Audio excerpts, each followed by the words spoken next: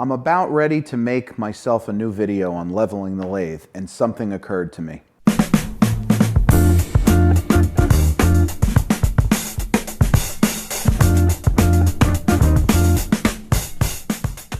I'm thinking to myself, in this video, you have to take very light cuts to show any kind of twist in your bed. And what comes to mind is a very sharp tool. And then it occurred to me, I need to make a video on stones, honing, all that sort of thing. So here's all my stones. I went into my drawer and I pulled everything out for you to take a look at. And this is a little bit of an area of interest for me. I don't know, I kind of like the whole idea of using stones to make your tools sharper, right? Who doesn't? So over here, this is a regular Arkansas, a white Arkansas stone. This is a buck knife's sharpening kit. Here are some carborundum stones. If you've seen some of my other videos, you probably know that I'm a fan of carborundum stones. Probably because where I grew up there was a carborundum factory and I don't know. So we got two stones here. They're all dirty, This is a stone that I saw Tom Lipton using, and I thought it was a great idea for, taking any nicks or burrs off the bed of a milling machine or any other large surface. So this is really good. This is brand new, but again, dirty. We got the diamond section over here. Oh, hold on a second. Got a diamond stone here, which this guy is really good. And we have diamond laps. I won these at the Bash 2 years ago at Stan's Summer Bash. And then here's some more small carborundum stones. This guy used to be one. Let's see if we could put this back together again. I think it went like. These are great because they're small. These are great for honing a tool that's already on your lathe if you don't want to take the tool off. This is real thin. This one is, as you can see, it's got an oval profile. This one is another invaluable tapered round for getting into holes and just taking burrs and stuff like that. Triangle and some smaller stones.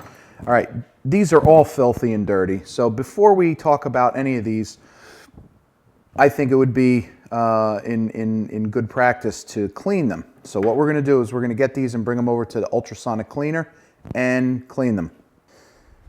All right. Hold on a second. This degreaser is filthy, by the way, so we're changing it out now. And here goes bottle 2. Now I'm going to have these 2 bottles of hazmat material laying around. This degreaser is really dirty from all of the cleaning that I did on the South Bend 10K parts, which the video will be airing shortly on that. Check a look at this. You don't even see where the drain is. I guess the drain is somewhere right in there, buried. Let me clean this out.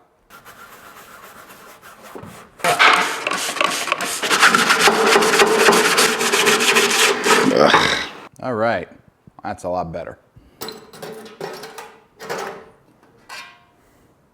All right, we got smoke, we got temperature. It's like soup cooking, chicken soup. All right, I got it set for 30 minutes cycle. Let's see what we can do.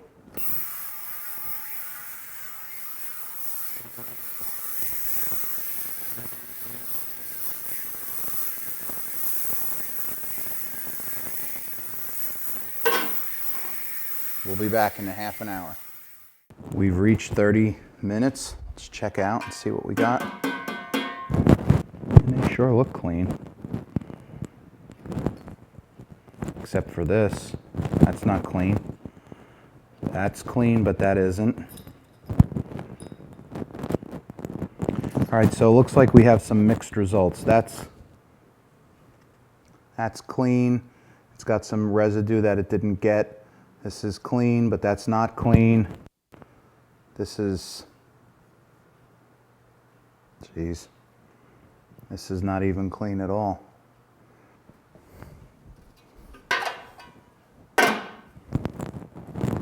See you in another 30.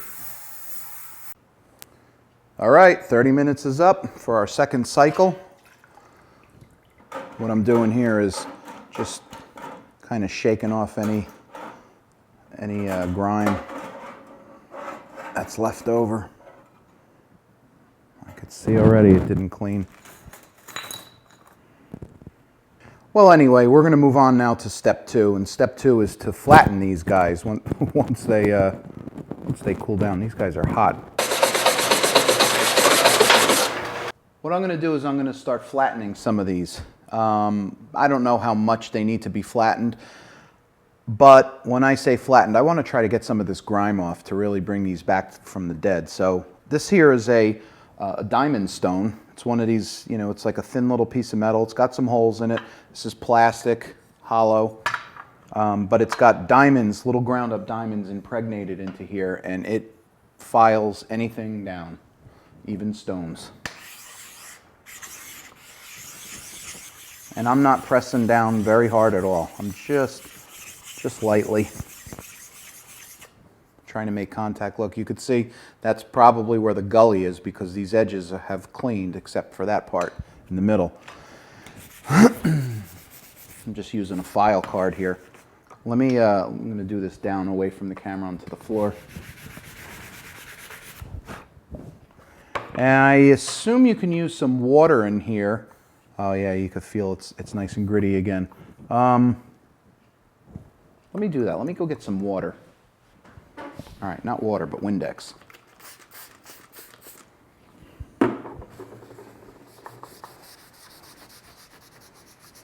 Mm-hmm. Just as I suspected. Clean. Yep. Down to that last little streak in there. You know, and this diamond will clog as well, so you just got to keep it cleaned so it continues to cut. Yeah, see, we're almost done there. All right, that is one clean stone. I'm going to do some more of these and then we'll come back. So I sprayed some Windex on here and I'm just doing it, and I think what it's doing, just like any other water stone, is it's floating the particles away and helping you to cut. There we go. There's that nice smooth stone. Now again, this Windex isn't necessarily needed. It's not like you need Windex.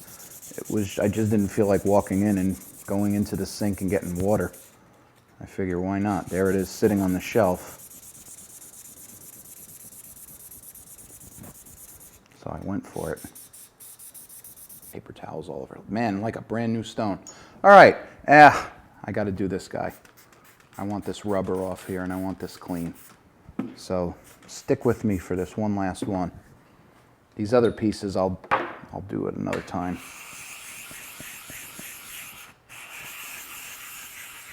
It's illustrating the point though. Why am I doing that when I'll do this? Not too bad. I mean, looks like a little bit of residue behind, but whatever. Now I'm gonna wash some of these off and then we're gonna hone some bits. Now I'm gonna start with my favorite stone that I have here, and I'm gonna use this shearing bit. And basically, the way I do this is I hold it very, very close. It's hard to keep something flat when you're this high. So I put it very loose in my hand, and if there's an angle, I'll say basically like this. I'll use this as an example. When you have an angle like this is the way I want to keep it on the stone. This way, and run it this way. For me, it's just easier that way. So we'll get it, we'll put it, and just, ooh, there's some chatter.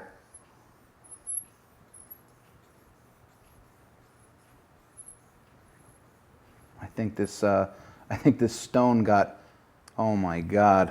Wait till you see what this looks like when I'm done with it.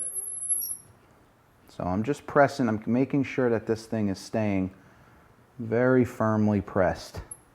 And I don't know if you could see that. That's like a mirror. There you go.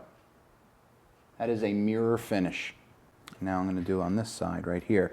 Now there's another challenge with this. So I press this until I kind of feel it making positive contact. And this is all feel. This is kind of tricky, but I have to push until I feel it lock. And just very, very gently, you go back and forth, nice and light until you get the muscle mechanics going. And then you could apply a little bit more force. But again, there's really not a lot of force needed.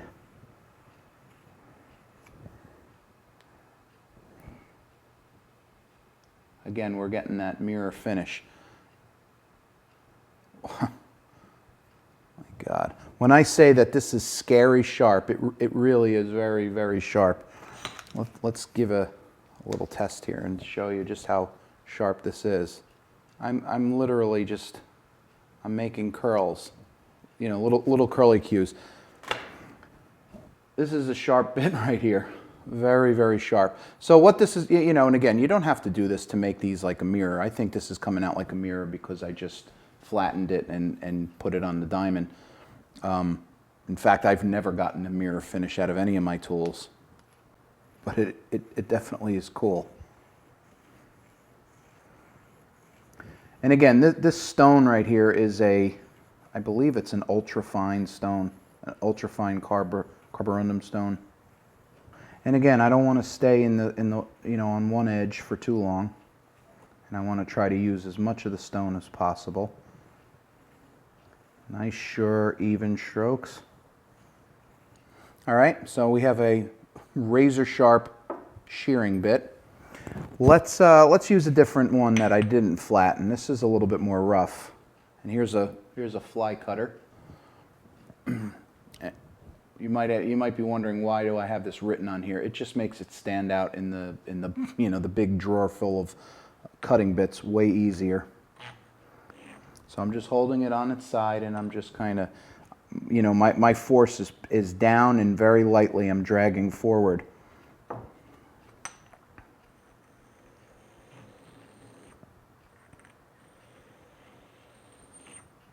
Try doing it this way. I'm getting less chatter on the pull stroke. God, that is so sharp. Now, when you have a round bit, you know, this fly cutter has a bit of a chip breaker cut in there, and it's I don't know if I could get in there with this. If this is the same radius, this radius is probably a lot bigger, but it's worth a shot. Yeah, that is sharp. My God. All right, so basically what we're doing here is we're not trying to make, you know, a razor, right? We're not trying to make things like razors, but we are trying to take some of those grinding marks out and, you know, and just make as sharp a tool as possible, right? Because it's gonna perform better. So I'm gonna sharpen up a couple of these. Like here's another one. Here's an Acme. Again, labeled so it sticks out, but again, we'll just nice and easy. I do want to do a test on some of these cutting. Again, this is not a video to show about, you know, chips and chip control and all this stuff. This is really just about honing and stones and diamond stones and carborundum stones. And this is, you know, this is my force hand. I'm tightening, and this is the hand that I use to push forward, and this just keeps it positively locked to the stone. And just over and over.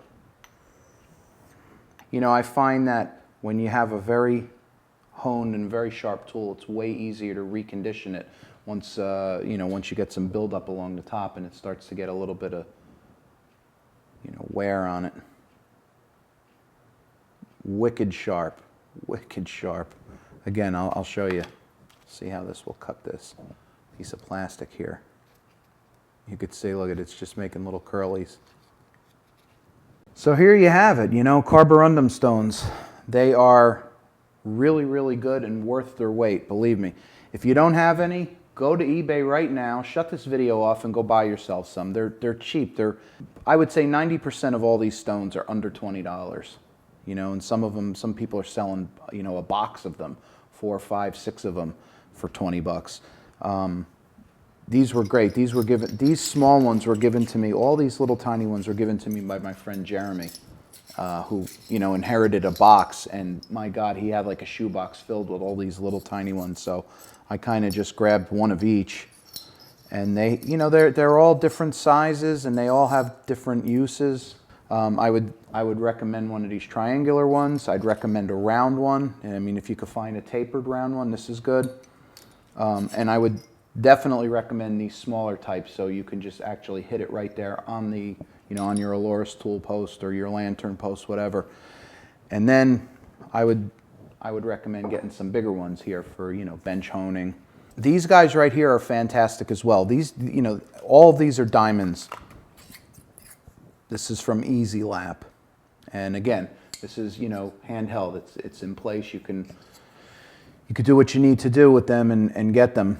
And this guy, I do like this guy. I saw this on one of Tom Lipton's videos, and he used this to take all the burrs off of his table. You know, this can be used on a surface grinder table, anywhere, you know, where you're just trying to knock off any kind of burrs or whatever. Now let me recommend this brand, DMT Diamond Whetstone. These things are really good. You get them on Amazon. I think they're around 30 or 40 bucks. Don't quote me on that. But they come in sets. You know, you could get 3 different sets. This is, I think this is an ultra fine grit, or yeah, I think this is a fine grit. And again, they sell them in sets, you know, coarse, medium, and fine, or ultra fine, or whatever. I think that set is about maybe $80 or $90. But when I tell you this is a shop must, these are, all these stones, absolutely positively a must in the shop. All right, without further ado, let's make some chips fly and we'll see how these things cut. All right, we got a piece of aluminum loaded up in here. We got the lathe at 1100 RPMs. This is about 1 inch, I think, in diameter. And I got the shearing bit. I'm kind of curious to see how the shearing bit is going to cut. Now, one thing about a shearing bit, you absolutely have to use very small increments on your feed. You know, we're talking about 1/1000th, maybe 2/1000ths of an inch maximum. So we're just going to clean this up, and the shearing bit is, you know, it's producing the chip like you would expect, those little fluffy not razors,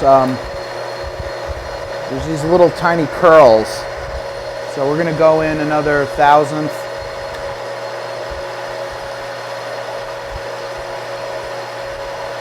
And the chips are literally flying around like they look like down feathers.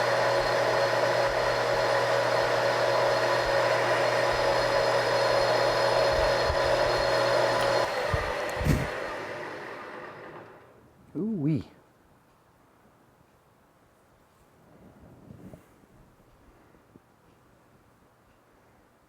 It's like dust.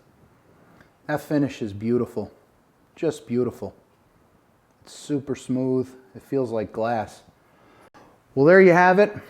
I hope this was a good example to show how invaluable these stones are. You know, we grab the stones, we clean them up, we flatten them out, and then hone some tools. And it just goes without saying, they help you to achieve way better surface finishes, and, you know, a lot better, I think, a lot better tool life, because it's going to cut rather than wear out and rub and, you know, possibly lose its temper, you know, from generating too much heat. Sharp tools always cut better, and these stones definitely will help you get sharper tools. So hope you enjoyed it. Hope you learned something, and we'll see you on the next one.